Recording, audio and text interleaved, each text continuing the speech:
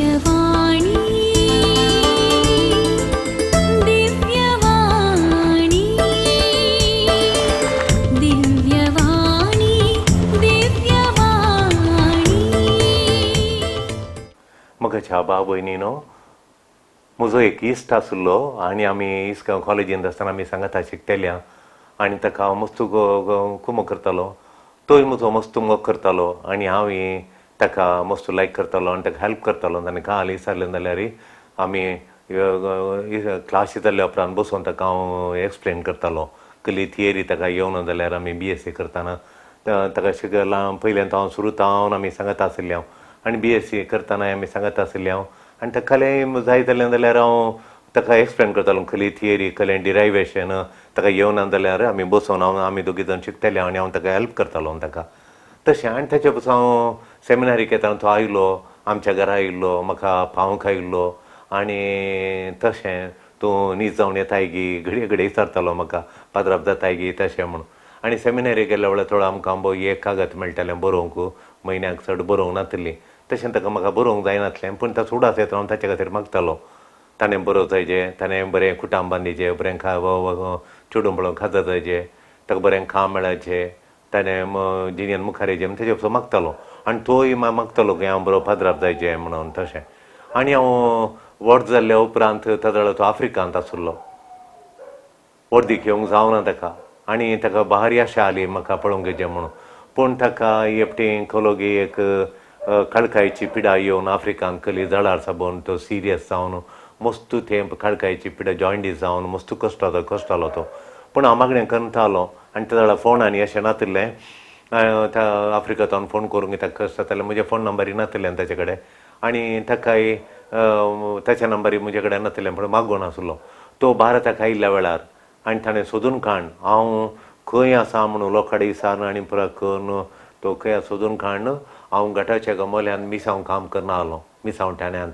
आनी थंय ताका म्हाका त्या पावसाच्या काळार तो पळोवंक आयलो म्हाका तीं कानेटां आनी पुराय सापतेलीं त्या कानेटां म्हळ्यार रगत ओडचीं त्याने आसलीं ते लेखीन आसतनाय तो त्या गांवाक म्हाका पळोवंक आयला. पळया तो मोगाचो संबंद तो मोग आसल्या वरवीं तो म्हाका पळोवंक आयला. मोगाच्या भाव भयणीनो आज त्यो स्त्रियो जेजूच्या पोंडा लागीं येतात त्यो जेजूच्या पोंडा लागीं येतात स्त्रियो आनी कित्याक येतल्यो तो जेजूची कूड त्या लावंक न्ही तांणी त्या लावन कूड जेजू आरिमात्यान ताका जेजूक दिवन त्या लावन मांड दिवन ताणें सेपलक्रांत दवरली. पूण स्त्रियो कित्याक गेल्यो म्हणून सांगल्यार ती पोंडा लागीं कित्याक गेल्यो त्यो म्हणून सांगल्यार रुदान करूंक. तांणी तांचो मोग दाखोवना जेजूक देखून जेजूच्या मोगांत त्यो गेल्यो त्यो आमी पळयता आमचो मोग आसो म्हणजे समिस्त्रेंत सरिल्ल्या वेळार समिस्त्रीक आमी येता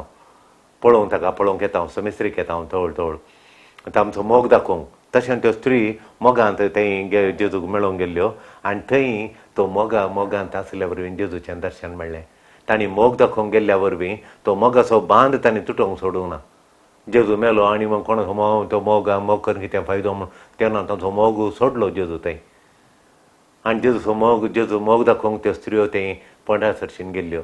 आनी तांचो मोगाचो तो बांद पळोवन मोगाचो संबंद पळोवन तो मोगाचो संबंद पळोवन जेजू कितें करता तांकां प्रतिफळ दिता तांकां दर्शन दिता भायर येवन दर्शन दिता मोगाचें देखो. आनी त्यो स्त्रियो व्हडा संतोशान भरतात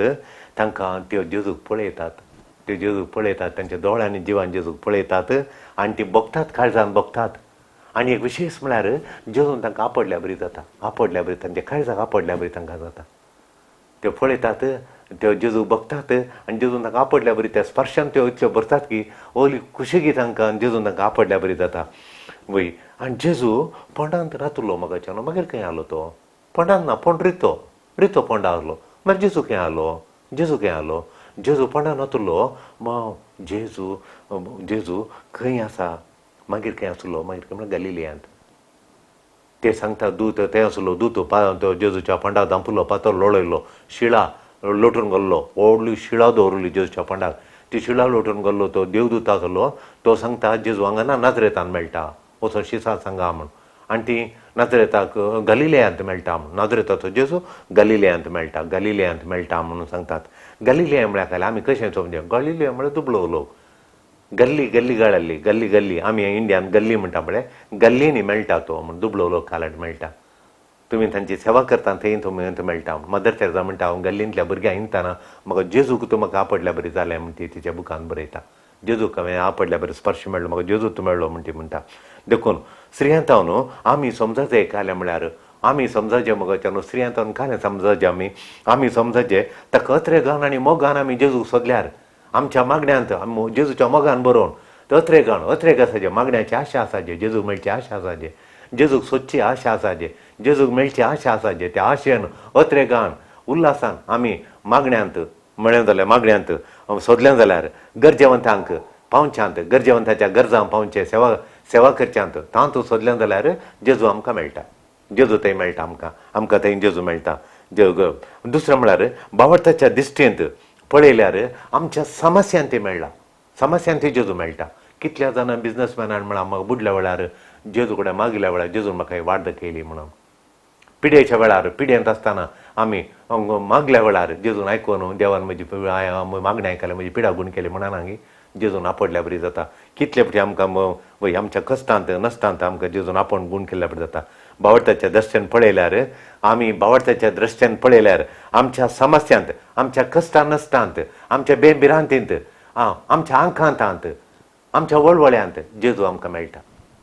जेजू मेळटा जिवान जेजू आमकां मेळटा भावार्थांत आमकां मेळटा आमकां ताणें आपडल्या बरी जाता जेजून पिड्याक गूण जाता आनी जेजून थापडल्या बरी जाता आमकां तितलें बरें आमकां जाता देखून आमकां ताका बियांत तो धैर्य दिता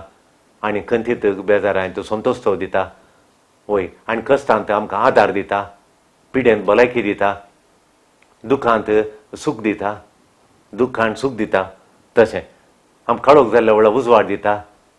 आमकां अर्थ जायनासल्या वेळार जिवान अर्थभरीत करता संबंद म्हटल्या वेळार संबंद घट करता बेहा आयिल्ल्या वेळार आपाधैर्य दिता आपाधैर्य आसल्या कडेन धैर्य दिता तशें जेजू आमकां कितें आमकां जेजू आमकां आपडटा आमकां मेळटा स्पर्श मेळटा भावार्थाच्या दृश्य भावार्थ तोलो विश्वास जेजूचेर आमकां आसल्यार वेळार आमकां मेळटा जेजू तांकां वाटेर मेळटा मोगाच्यान जेजू खंय मेळ्ळो तांकां वाटेर मेळ्ळो जेजू तांकां वाटेर मेळटा आनी आमचे मिसांव आमची सेवा आमचे मिसांव आमी केल्ल्या वेळार आमचे मिसांव आमी करतना आमची सेवा आमी दितना बरेंपण खंय आमी करता आसतना बुजोवन आमी दितना हेरांक धैर्य दितना हेरांक आदार दितना जेजू आमकां मेळटात आमच्या वाटेर आमकां मेळटा आमी आदार दिवंक हेरांक आदार नासल्यांक आमी आदार दिवंक येताना भियेल्ल्यांक धैर्य दिवंक येताना वय कश्टांत आशिल्ल्यांक आदार दिवंक येताना जेजू आमकां वाटेर मेळटा आपाधैर्य आसल्यांक उत्तेजन दिवंक येताना जेजू वाटेर मेळटा पिडेस्तांक भेट करूंक येताना जेजू आमकां वाटेर मेळटा कश्ट गरजेवंतांक सेवा करूंक येताना जेजू आमकां वाटेर मेळटा त्या स्त्रियांक जेजू वाटेर मेळ्ळो आनी त्या शिसव ताणें वचून रब्बोनी म्हणून ताणें पांयांक ताच्या पडोवन ताका आराधन करूंक सुरू केलें तशें जेजू आमकां वाटेर आमच्या मेळटा देवाचो दूत मोगाच्यान ते स्त्री येताना ताका आडकळ आसली केली शिळा लोटून घालची कोणें जेजू पळोवचें कोणें भितरेचें कोणें म्हूण ती उलोवन येतली योदोडली शिला आड घालया म्हणून ती आडकळ शिळाची व्हडली आडकळ तांचेर स्त्रियां वरवीं ती लोटूंक जायना तांणी येताना ती आडकळ काडिल्ली कित्याक त्या मोगान त्या संबंधान त्या अत्रेगान त्या जेजू पळयचें म्हणल्यार संतोशान तूं येताना जेजू ताची आडकळ काडयता अंजांगदान आमची आडकळ काडयता आमचे बेंबरान पयस करता जेजू देखून तो दूत आडकळ काडटा आनी तांकां आडकळ काडून बेंबिरान तिची सगळी आडकळ काडटा तांचें बेन चलता तांचें भिरांत चलता संतोश तांकां मेळटा आनंद मेळटा समाधान मेळटा वय देवदूत ती आडकळी पुरा काडटा देखून आमच्या स्वार्थान भरल्यार मगोचें आमचें तें जिणेंत स्वार्थाचें म्हजेंत पळोवचें हांवें सांगल्या बरीच जायचें म्हणचें आनी सगळें हांवें चिंतल्या बरीच जायचें म्हजेंत जायचें म्हणून आमी चलता आसतना ती व्हडली आडकळ आमकां जेजूक मेळोवंक हेरांची सेवा करूंक व्हडली आडकळ ती अडकळ आसतना जेजू कडेन मागल्या वेळार जेजूची आशा आयिल्ल्या वेळार जेजूच्यो ताच्या दुतांक दान आमची आडकळ काडटा स्वार्थ आमचें तें काडटा कितल्या जाणां संतांनी तांचो स्वार्थ सोडल्या वरवीं जेजू तांकां मेळोवन केदोडले सांत ते जाले जेजूक पळोवचें देखून आमची सेवा आमी आमच्या स्वार्थान भरलें जाल्यार आमच्यान पळयलें जाल्यार जेजू आमकां बिलकूल आमच्या वाट्यार मेळना देखून मगच्या भाव भयणीनो थोडे जेजू पुनर्जीवन जाल्ले आमी आमकां घट्ट म्हूण पाच्युंचे कशें म्हजें थंय हांव मरता नाय म्हणूंक हांव जेजू पुनर्जीवन जालो वय म्हणून म्हाका कोणेंय तें पुनर्जीवन जावचें न्ही कशें साध्य तें कशें मेल्ल्या उपरांत उठचें कशें म्हणून ते नॅचरलिस्ट म्हणटा आमी नॅचरलिस्ट ते लॉ ऑफ ग्रॅविटेशन एक बापेल पडले ते दनीर पडटा वाऱ्यार रावना म्हणून ते नॅचरल लॉ म्हणून स्वाभावीक नियम आसात स्वाभावीक मरचें स्वाभावीक उडचें स्वाभावीक न्ही देखून ते पातयेना पूण खलें जाल्यार जावन दी मगोचो न्हू तांचे आडक तांणी खालें म्हळ्यार तांचे कडेन तांकां जाय जाल्यार बरी तांणी गुणोवचें थोडे बेजीक फावंडेशन तांचे कडेन आसना रिजनींग तांचे कडेन आसना पूण शीस फातयेले बगोचें न्हू शीस फातयेतात शीस फातयेले दिशापूल फातयेले देवान ताका उठयलो जेजूक उठयलो म्हणल्यार घट्ट फातयेनी तांचे तें आलें कित्याक म्हळ्यार तांणी पळयलें जेजूक शीस फातयेतात पूण जुदेव फातयेनात कित्याक म्हळ्यार तांकां ते अर्थ करूंक शकनात तांचे लेकार खालें म्हण सांगल्यार मेस्साया दाविदाच्या सिंहासन बरयता तो मराना तो रास करूंक येता ताका मरण म्हणल्यार ताका आमी म्हणटा मेस्साया म्हणून तांचें चिंताप जावन आसलें मेस्साया बिलकूल मरणा तो सत्ता जियेता तो बळादीक पावरफूल म्हूण तशें म्हण तांणी तांचें चिंताप जावन आसलें तो येता रास करूंक रूल करूंक राजवट काही सोलोवंक सुवाय मरोंक न्ही म्हणून देखून ते जेजूच्या पुनर्जिवान ते जेजू तें पातयेनात पुनर्जिवानपणाक कितें पातयेनात पूण शीस कितें म्हणल्यार जेजू जिवान जाल्ले शीस विश्वासतात जेजू मरून मरणांत जिवान जाल्लो शीस अखंड पातयेतात घट्ट पातयेतात पुना जेजू बापान ताका जेजूक न्ही जावन उठयला मरणांतल्यान उठयला म्हणली तांची पातयेन आनी हे मोगाचें न्हू पुनर्जिवानपणां आपलें जेजूचें पुनर्जिवानपणां आपलें ती बापाची सील निमाण्याक शुक्रारा म्हणसर जेजूचें मिसांव जेजू बापाची खुशी करूंक जेजू वत धाडटा आनी खुर्सार ताचें समाप्त जाता आतां कोणाचें टर्न बापाचें टर्न ताचें मिसांव दाखोवंक बापाचें मिसांव म्हळ्यार ताणें रुताक कर दाखयचें जेजू नीज मेस्साया म्हण बापान दाखयचें आतां तो नीज सोडवनदार ताणें ताच्या रक्तान आमच्या पातकां धुवन काडल्यांत आनी जेजू जावन नीज मेस्साया नीज देवाचो पूत म्हूण आतां बापायन रुताक कर दाखयचें कसो रुताक कर ताका मरणांतलो उठयचें ताणें देखून बाप काय करता ताका मरणांतलो उठयता वय 10 राजांव आसात मोगाचें न्हू 10 राजांव आसात जेजू मरणांतलो उठला म्हणल्यार देखून म्हजो भावार्थ पुनर्जिवानपणाचेर म्हजो भावार्थ अखंड कित्याक म्हळ्यार 10 राजांवां म्हज्या मतींत आसात म्हज्या काळजांत आसात ती तुमचे लागीं हांव शेअर करता आतां तूं म्हणून घेता आनी तुमचो भावार्थ घट्ट जावन दी आनी जर तर आमी पुनर्जिवानपण पातयेना जाल्यार आमी सगळो वांजेलत पातयेना किडसां समर्थूत पातयेनातल्या बरी आमचें आसचें फावंडेशन पुनर्जिवानपणाचेर तें पुनर्जिवानपण आमी पातयेचें म्हळ्यार सगळें पातय आमकां सगळें आमी स्विकार केल्या बरें जाता पयलें जावन आसा दिशेपलांनी तांणी तांच्या दोळ्यांनी पळयलें आय विटनेस म्हणटा दिशेपलूच तांणी दोळ्यांनी पळयलें जेजू जिवान जाल्लो जेजू मेळ्ळो तांकां तांणी दोळ्यांनी पळयलें आनी दुरान तांणी साक्ष दिली पळोवन दोळ्यांनी पळोवन आय विटनेस दोळ्यांनी पळोवन तांणी साक्ष दिली वय तांणी पळयलें तांणी बगलें काळजान बगलें आनी तांकां जेजून आपडल्या बरी जालें जेजून आपडल्या बरें टच बाय द लॉर्ड देवान तांकां आपडल्या बरी जालें जेजून तांकां आपडलें स्पर्शान भरलें तांकां हें एक तांणी आय विटनेस दुसऱ्यांक जालें म्हळ्यार तांणी जेजू पुनर्जिवान जालें कितल्या वर्सां मागीर घडिल्ली खाणी न्ही जेजू पुनर्जिवान जालें घडये येता तांणी जेरुजालेमांत जाता तितलें वेग्गी जेजू जिवान जालें वेगीच तांणी गाजोवंक सुरू केलें जेजू पुनर्जिवान जाला हळ्ळ्यांनी जेरुजालेमाच्या हर एका घरांनी वचून ताणें सांगलें जेजू जिवान जाला म्हणून तांचो संतोश तडवो जावना मस्त वर्सां उपरांत कितल्याच वर्सां उपरांत ताणें म्हणूंक सुरू केलें जाल्यार ती कांय घडिल्ली काणी म्हूण त्या दिसा तो सुरू केला आनी म्हळ्यार जेजू तांकां मेळ्ळा पुनर्जिवान जाल्ल्या दिसा पास्कांच्या फेस्ता दिसा त्या जेजू तांकां पळयल्या तक्षण ताणें वचून तोकडा कडेन सांगलां एकामेका सांगून सगळ्या जेरुजालेमाक कळोवन जाला सगळ्या जेरुजालेमाक ते कळ्ळां जेजू जिवान जाल्लो देखून तांणी जाता तितले बेगीन आराम केल्लें परगटणी जाता तितली बेगीन तांणी बेगीनच तांणी आराम केल्ली देखून रुजू जावन जेजू जिवान जाला मागीर जाली जाल्यार काणी घडिल्ली म्हण येतालें ना हें सत जिवान जाल्लें जेजू पुनर्जिवान जाल्लें सत दुसरें काय म्हळ्यार हे शीस इतले जेजूच्या मरणा वरवीं त्या कुर्साचें मरण जेजून केल्लें मार ताचे घाई ताचे वळवळे आनी ताणें उस्वास करनासा दाम काडूंक जायना दंब पळोवन मरचें ह्या नमणीची नालिसाई सगळ्या लोकांनी पळोवन जेजूक पळोवन ती नाग सगळ्या मार्केटीच्या मुखार ते द्वारा कडेन जेजूक कुर्सायिल्लें आनी सगळ्या लोकांनी पळयलां शिसांनी पळोवन थरथरोवन गेल्ले जेजू सांडून गेले भियेल्ले आतां जेजूक बे सोडून जेजू साक्ष दितात भिये आशिल्ले साक्षी जातात भिये आशिल्ले साक्षी जावन रुपांतर जातात आनी जेजू खातीर मार्तीर मरतात पेद्रो मार्तीर मेलो पावल मार्तीर मेलो जेम्स मार्तीर मेलो 1,00,000 जाणांनी मार्तीर मेले पळयलें गी देखून ते बियान भरले आतां जेजू खातीर जीव दितात म्हण सांगल्यार जेजू न्ही जावन जिवान जालो तितल्यान तांकां पुना जिवन जाल्ले पळयल्या वरवीं तांणी त्या दोडले मॅट काडलें त्या दोडले मॅट काडलें मोगाच्यान दुसऱ्यांक काय म्हळ्यार तो पोंडो रितो पोंडा आसलो तांणी वचोन सगळ्यांनी सांगताना खबर जाताना तांणी ह्या जाकांनी येवन श्रेष्ठ जाकांनी येवन धर्मीक जुदेवांच्या धर्मीक मुखेल्यांनी येवन पोंडान पळोवन जेजूची कुडान तांणी दवरची दाखयची जाली आनी खंय दवर जिवन जालो म्हणटा हांगाच आसा तो म्हणून तांचे कडेन दाखोवंक कांय ना तांचे कडेन दाखोवंक कांयच ना कांय ना तांचे कडेन जेजू विरोध दाखोवन जेजू जिवांत जावना म्हणलें दाखोवंक तांचे कडेन कांय ना देखून ते सुलवतात खंयच्या वेळान ताचे विरोधीत वळखून घेतात जेजू पुना जिवन जाला जेजू जिवन जाला देखून जेरुसलेम ते खंय वचोन परगटणी करतात पयशिल्ल्या एका गांवाक वचोन गी जेजू जिवन जाला ना जेरुसलेमांत जेजू कुर्सान मारलो जेजूक निखे पेलो जेरुसलेमांत आतां ते परगट करता जेरुसलेमांत तांकां येवन पळय तांणी येवन पळोवचें जाल्यार पळयत रितो पोंडांनी परत येता पयसो जाल्यार तांकां येवंक जायना पळोवंक जायना देखून जेरुसलेमांत परगटतात देखून तांणी पटी मारूंक जायना तांणी न्हीज जावन पळयलां जेजूक जाल्यार जेजू जिवान जाल्लो तांणी पळयलां आनी ताका ते साक्ष दितात ताका साक्ष दितात देखून हें दाखयता न्हीज जावन जेजू जिवान जाला म्हूण दाखयता कित्याक म्हळ्यार तांणी जेरुसलेमांतच तांणी परगट केलें जेजू जिवान जाला म्हणून रितो पोंडाचो येवन जाल्यार पळया म्हणून खंयी पयस वचोन केलें जाल्यार जेरुसलेमांत तांकां येवन पळोवन तांकां सोदून काडूंक आनी तें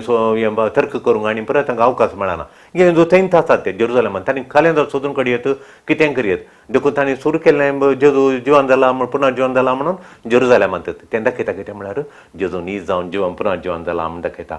देखून मोगाच्यान दुस्माना विरोध साक्षीना दुखसा म्हणजे काही एविडन्स ना दुस्मानांनी जेजूक जेशी मारिल्ल्यांनी जेजूच्या विरोध आशिल्ल्यांनी येवन सांगताले खंय तो जिवान जाला म्हण तांचे एविडन्स हाडी येताले तांचे काही एविडन्स ना तर्क आनी काही ना तांचे कडेन कांय ना देखून जेजू न्हीज जावन जिवान जाला तांचे कडेन जिवान जाल्या उपरांत तांणी जिवान जावन आमकां म्हणचें कशें म्हणजे तांचे कडेन कांय एविडन्सच ना देखून मोगाच्यान ही गरज मात आराम जाल्ली जेरुसलेमांत थोडे भाग्यवंत घट्ट बावर्थाचे आनी घट्ट जुदेव बावर्थ दवरले जुदेवांच्या शास्त्रांत नियमांत आनी पुरा आनी तातूंत घट्ट बावर्थ दवरले मुखेल येवन क्रिस्तांव जातात आनी ही गरज पयसा बांदतात जाल्यार जेजू जिवान जायनासतना ते बेश्टे बांदूंक येतात की ना ताणें जिवान जालां ताणें पळयलां ताणें बगलां ताणीं साक्ष दिवन ते इगर्ज ते पयसा बातें जेरुसलेमांत बांदतात आनी एक खंयचें म्हळ्यार आराधनाचो दीस आसलो साबाताचो दीस शेनवारा हे क्रिस्तांव कितें करतात आदिल्ले सुरविल्ले क्रिस्तांव कितें करता म्हळ्यार शेनवार आसलो आयतार करतात म्हळ्यार आयतारा जेजू जिवान जाल्लो शेनवारा न्ही आयतारा देखून जेजू जिवान जाल्लें फेस्त ते आयतारा करतात आनी सांगाता म्हणून ते आराधन करतात आयताराचो दीस बदलितात मागीर जेम्स कन्वर्शन जाल्लो जेम्स जेजूचो खाजन भाव तो जेजू देवाचो पूत फातयेन नातलो तो मेसाया म्हण ताणें फातयोंक ना म्हळ्यार मेसायाचे गूण ताचेर येना मेसाय बरी अधिकार दाखयना तो मेसाय बरी महान तो दाखयना बेतकाटी गुणयना अधिकार चलयना वो खलतो जावन आसा म्हणून ताचें देखून मेसाय देखून जेजू मेसाया न्हींत न्ही म्हणून जेजून मरोंक साध्य ना जेजूचेर फातयोंक ना तो फातयनातलो जेजूचेर आतां जेजू ताका दिश्टी पडलो म्हणटा सांपावलो पयल्या कोरिंथीकारांक बरयल्या पत्रांत 15 अध्यायी श्लोक 3 ते 5 सांगता पयलें पेद्रूक तो दिश्टी पडलो ताच्या उपरांत तो स्त्रियांक आनी हेरांक दिश्टी पडलो ताच्या मागीर 500 जाणांक दिश्टी पडलो मागीर जेम्साक दिश्टी पडलो म्हूण सांगता जेम्साक निमाणे म्हाकाच दिश्टी पडलो म्हूण सांगता सांपावल कोरिंथीकारांत 15 अध्यायांत जेम्स म्हळ्यार कितें तो देवा जेजूक फातयोंक नातलो जेजूचेर फातयेन नातलो मेसाय न्ही तो ऑर्डिनरी एकलो सादार मनीस म्हणून आतां तो जेरुसलेमाचो पयलो बिस्प जाता जेम्स तो फातयेता आनी जेजू खातीर तो मरता माटयेर मरता तो ते हें जावन आसा म्हाका कठीण एक साक्ष कितें म्हळ्यार फातयेनातलो मनीस जेजू ते फातयोन कितें म्हळ्यार जेजू तो पुनर्जीवन जालो ताका दिश्टी पडटा तो फातयेता जेम्स फातयेता जेजूक नीज देवाचो पूत वो मेसाय म्हूण फातयेता आराधन करता जिवानंत जेजू खातीर भेटयता तो जेम्स जेजू खातीर भेटयता तो जिवान भेटयता देखून उपरांत सांपावलोच्यान तें कन्वर्शन मोगाच्यान इतल्यो 10 साक्षी पुरो जेजू पुनर्जीवन जाला म्हणून मोगाच्यान आनी एक म्हाका मतीक लक्षांत घालें म्हळ्यार स्त्रियो जर तर शिसांनी घडणं स्त्रियांक सांगलें आमी पळयलो म्हूण तुमी सांगा म्हूण सांगल्यार तें हास्यास्पद आसूंक हें कारण नालिसायेचें कारण जातालें स्त्रियांनी. कित्याक म्हळ्यार जेजूच्या टायमार स्त्रियांनी साक्स दिवंक नासली, खंयच्या कोर्टीक तांकां वचूंक नासलें, साक्स नासली, स्त्रियांक लेखच ना. स्त्रियांनी कोणाले कोली कित्याक कोणें सोरलें जाल्यार हांवें पळयलें म्हळ्यार ताका ते साक्सच न्ही. स्त्रियांनी कोर्टीक येच्या बरी नासलें जेजूच्या टायमार स्त्रियांक. कित्याक म्हळ्यार तांच्या साक्षीक मोलच ना, तांकां वर्थलेस, नो वर्थ तांकां मोल ना, तांकां मौल्यत ना, ताका कांय मोल ना ताका स्त्रियांच्या साक्षीक. पूण हांगा स्त्रियो सांगतात जाल्यार हांगा स्त्रियो सांगतात जाल्यार जेजू जिवान जाला म्हूण ताणें पळयलां, सत गजाल सांगतात. ताणें कितें दोळ्यांनी पळयलें, ताणें कितें बगलें, ताणें कितें जेजून आपडल्यार बरी जालें तें सगळें सांगतात तें दाखयता. स्त्रियांनी साक्ष दिल्ल्यो देखून शीस बिलकुल स्त्रियांक सांगते ना आनी जेजू जिवान जाला ताका सांगा म्हूण ताका मोल ना. देखून पेद्रू जुवांव तेत आंद्रे ते मेळटाले ते सांगता आले. देखून स्त्रियो सांगता देखून मोगाच्या न्हू ते मोलादीक कित्याक म्हळ्यार तांणी इज जावन ताणें पळयलो म्हणून जेजू पुनर्जीवन पावयक व्हरती साक्ष. देखून मोगाच्या न्हू आज जेजूचें पुनर्जीवनपणाचो उजवाड तो आमच्या सगळी बें पयस करून दी आनी आमचो दुबाव पयस करून दी. जेजूच्या पुनर्जीवनपणा अखंड बावडतो जावन जियोंक आनी आमी जेजूक रूप पळोवंक आमच्या कश्टांत, आमच्या आकांतांत, आमच्या समस्यांनी, आमच्या पिडे शिडेंत, आमच्या बियांत जिवान जेजूक आमी भेटोवन ताका बगूंक, ताका पळोवंक, ताका साक्ष दिवंक आमकां फावो जावं दी. आमच्या सेवेंत, आमच्या कामांनी जेजूक पळोवन ताका भेटोवन ताका बगून हेरांक ताची वळख दिवंक आमकां कृपा दिवं दी. आनी जिवान जेजूचो उजवाड आमच्या ह्या कोरोना वायरसांत जावन दी, ह्या पिडेंतावन जावन दी आयिल्लो तो बें आनी देदेस्पर सगळें आमचे तावन पयस करून दी. जेजूच्या उजवाडांत, इस्टाराच्या उजवाडांत आमचें काळीज, आमचो संतोश वाडोवन दी, शांत समाधान आमचें जिणें बरोवन दी, कुटुंबांनी बरोवन दी. तुमकां सुमेस्तांक हे बागी आनी संतोश भरीत पास्कांचें परब, पास्कांचें फेस्त मागता. आमेन. जिवान जेजू तुमच्या कुटुंबांत तुमकां आपडून दी, तुमच्या समस्यांनी तुमकां तो मेळोवन दी आनी तुमच्या बियां आकांत पयस करून तुमकां धैर्य दिवन दी. कश्टां अणवरांनी जेजू तुमकां भेटोवन दी, तुमकां आदार दिवन दी म्हूण हांव मागतां. आमेन. हालेलुया. दिव्यवाणी